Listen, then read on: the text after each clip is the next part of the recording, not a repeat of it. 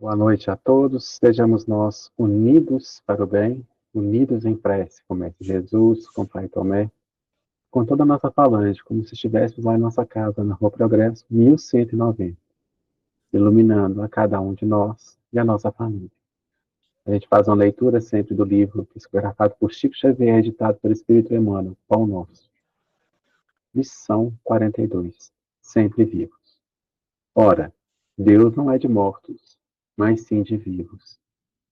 Por isso, vós errais muito. Jesus. Evangelho de Marcos, capítulo 12, versículo 27.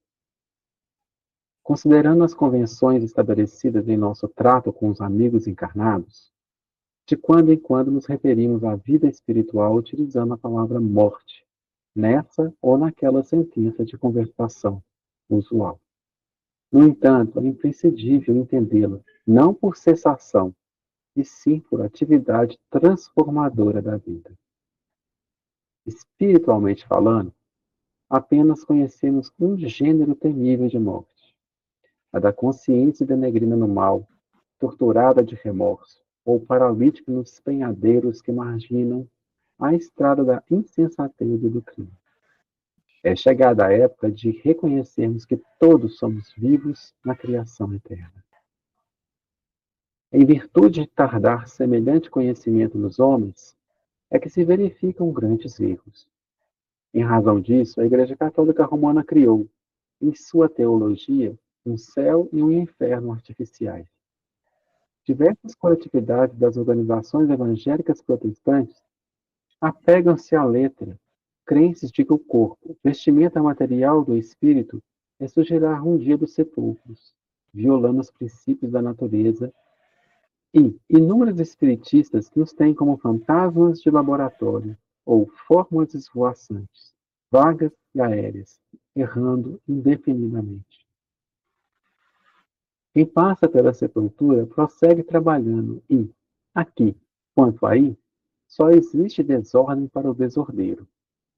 Na crosta da terra, ou além de seus círculos, permanecemos vivos invariavelmente. Não te esqueças, pois, de que os desencarnados não são magos nem adivinhos.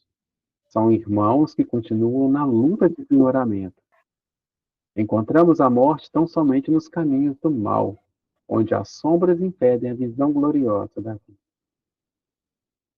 Lição número 42. Sempre vivos. Ora, Deus não é de mortos, mas sim de vivos. Por isso, vós errais muito. Jesus. Evangelho de Marcos, capítulo 12, versículo 27. Tudo bem com vocês, gente? Boa noite. Vamos trabalhar um pouquinho, como sempre, por que Jesus tem essa fala, né? Para quem que Jesus estava dizendo isso?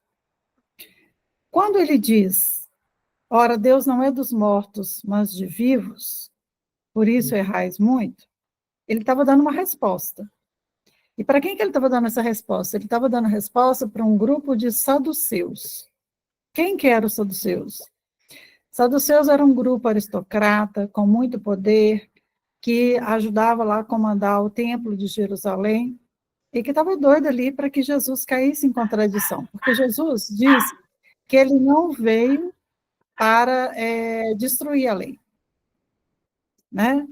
E aí, quando eles fazem a pergunta para Jesus, eles fazem a pergunta baseada em uma lei de Moisés, que era uma lei de Livirato, que dizia o seguinte, eles dão um exemplo para Jesus. Se um homem morre e deixa a viúva sem descendentes, essa viúva, então, ela deve se casar com o irmão do falecido, para que gere descendentes. E aí eles colocam a seguinte situação. Imagina, então, Jesus, que essa mulher tenha casado com 6 irmãos desse homem. E todos eles foram morrendo. Quando ela morrer, ela vai ser esposa de quem? Por que eles fazem essa pergunta? Porque eles não acreditavam na imortalidade do espírito. Era um grupo que não se apoiava nisso, né? Eles eram muito presos só ali às leis de Moisés. Então, para eles não tinha imortalidade. Então, eles querem pegar Jesus, porque Moisés tem essa fala, e ele fala assim, tá, então vai ser esposa de quem? E aí, quando Jesus responde, ele está respondendo assim, errais não conhecendo as Escrituras, nem o poder de Deus. E Jesus, como eles citaram Moisés, Jesus também cita Moisés como resposta, porque Jesus diz assim, Moisés escutou de Deus o seguinte, eu sou Deus de Abraão, de Isaque e de Jacó. Então, quando Moisés disse que Deus diz, eu sou Deus de, ele não falou, eu fui Deus de, eu sou. Então, se Deus falou assim, eu sou, é porque ele está dizendo que ele continua sendo Deus de Abraão, Isaac e Jacó. Então, eles não desapareceram, eles estão vivos. Então, Jesus prova a imortalidade da alma quando ele tem essa colocação, né? E é o que a gente tem aí no Espiritismo também, que a gente acredita, né? Na imortalidade da alma. Então, a gente tem que pensar nesse texto, o que significa essa vida que nunca morre, e por que a gente erra tanto nesse entendimento, né? Lá no capítulo 2 do Livro dos Espíritos, fala que a morte é a destruição do invólucro corporal, mas não do espírito. E a nossa visão, muitas vezes, da palavra morte, vem como fim, interrupção e um vazio. Não dá para a gente poder dizer que não seja também isso. Porque quando a gente tem o término dessa vida na Terra, a gente tem um fim daquele ciclo, com aquele grupo familiar, com aqueles amigos. Isso não vai acontecer de novo com toda essa estrutura. Então, o que a gente sente falta é dessa ligação. A gente sabe, como espírita, que a pessoa que a gente ama, ela está em outro plano. Mas a gente tem que pensar também que a gente não pode viver aquela questão assim, eu sou espírita e por ser espírita eu não vou chorar, eu não vou sentir falta, eu não vou ter meu momento de luto. Na verdade, a gente tem que viver esse momento do luto, mas não permanecer no momento do luto, porque a gente acredita que essa pessoa, ela vai prosseguir na caminhada dela. Então, por amor a essa pessoa, a gente também tem que libertar. Então, viver o momento, mas na medida certa. Então, só esse parênteses aí, porque muitas vezes a gente é colocado em algumas situações assim, vocês são espíritas e ficam chorando quando morre? Claro que a gente vai chorar. Existe sim esse fim, essa interrupção e esse vazio dentro da gente. Mas a gente sabe e a gente se apoia no que Jesus traz para nós, né? E Emmanuel aprofunda, né? Ele diz que a única morte é a consciência em desarmonia com a lei divina. Então, o que seria morrer? Morrer quando a gente passa pelo sepulcro, quando a gente passa para o outro lado, mas a gente está temporariamente sem paz, sem lucidez, e é o que a gente coloca como a gente está no momento de expiação. Essa é a verdadeira morte espiritual. E aí a gente precisa, então, pensar que se a gente segue do outro lado, da mesma forma que a gente vive aqui, porque Emmanuel diz assim, né? Quem passa pela sepultura prossegue trabalhando e só existe em desordem para o desordeiro. Então, quer dizer, que ninguém muda e vira santo porque foi para o outro lado. A gente continua sendo a gente mesmo. E a gente continua sendo a gente mesmo, né, porque a gente vai permanecer com os nossos defeitos, com os nossos desafios e com as nossas virtudes. Porque lá na questão 150 do Livro dos Espíritos, fala que a alma conserva a sua individualidade com a morte. A gente não vai fazer parte de um todo, a gente continua individualizado. Então, a gente tem que pensar que a vida continua. E essa vida continua com os frutos que nós semeamos. E o grande desafio para nós hoje é a gente refletir como que a gente está vivendo essa vida. A morte, ela não existe como um fim, mas como uma renovação. Então, a gente precisa caminhar com coragem, com amor, com fé e com responsabilidade.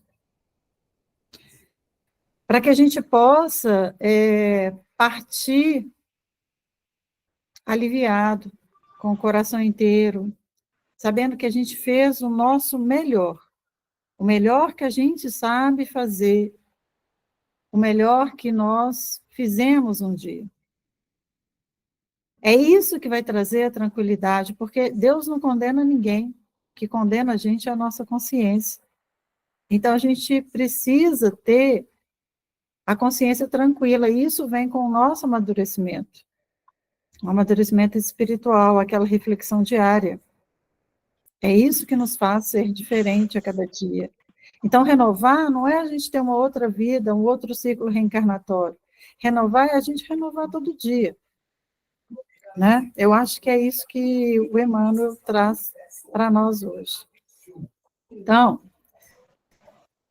vamos fazer dessa reunião hoje, vou pedir à autoridade que está acompanhando cada um de nós nos seus respectivos lares, que essa reunião seja uma reunião de saúde. Uma saúde física e uma saúde espiritual.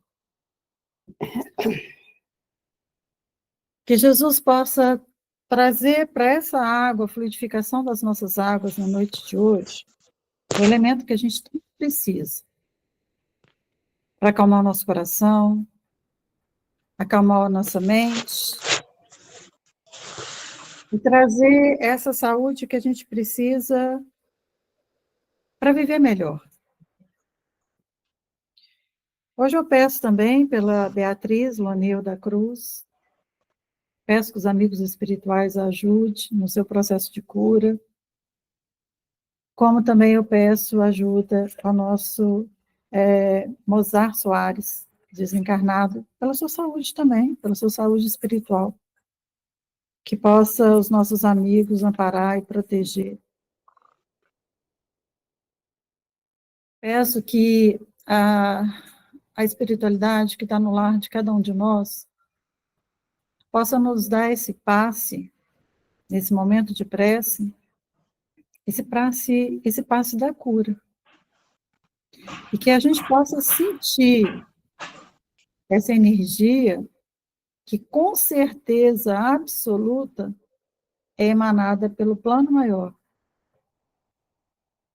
com a permissão do nosso Mestre Jesus. Ele que vem nos trazer a lição da noite de hoje, que ele possa nos curar.